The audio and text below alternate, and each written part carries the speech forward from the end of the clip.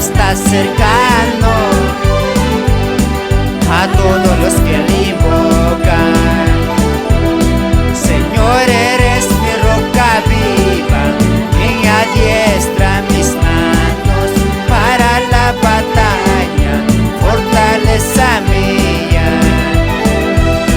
Tu reino, reino de todos, tu Señor estás en todos. De ti será mi alabanza en la gran congregación.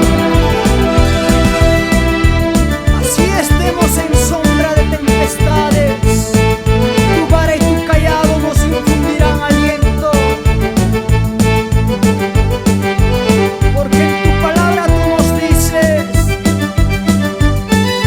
si cayere uno en mi nombre, lo levantaré 7 veces más. Gracias, mi Padre. Y cómo nos gozamos, con las manitos arriba, y todos decimos: Cristo vive, Cristo vive.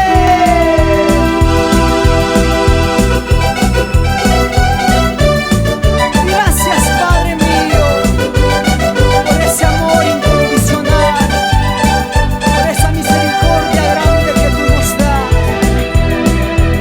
Hermanos de la iglesia, clamad a Jehová, Levanta tu voz.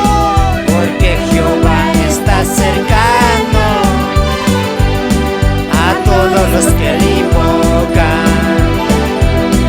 Señor, eres mi roca viva, quien adiestra mis manos para la batalla, fortaleza mía. Tu reino, reino de todos, tu Señor estás en todos. De ti será mi alabanza en la gran congregación.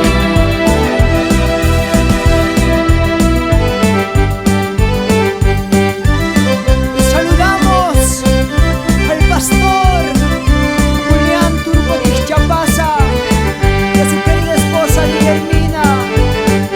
Sigan adelante en la obra de Dios, nunca se rindan, así vengan problemas, dificultades. El Señor siempre estará con nosotros.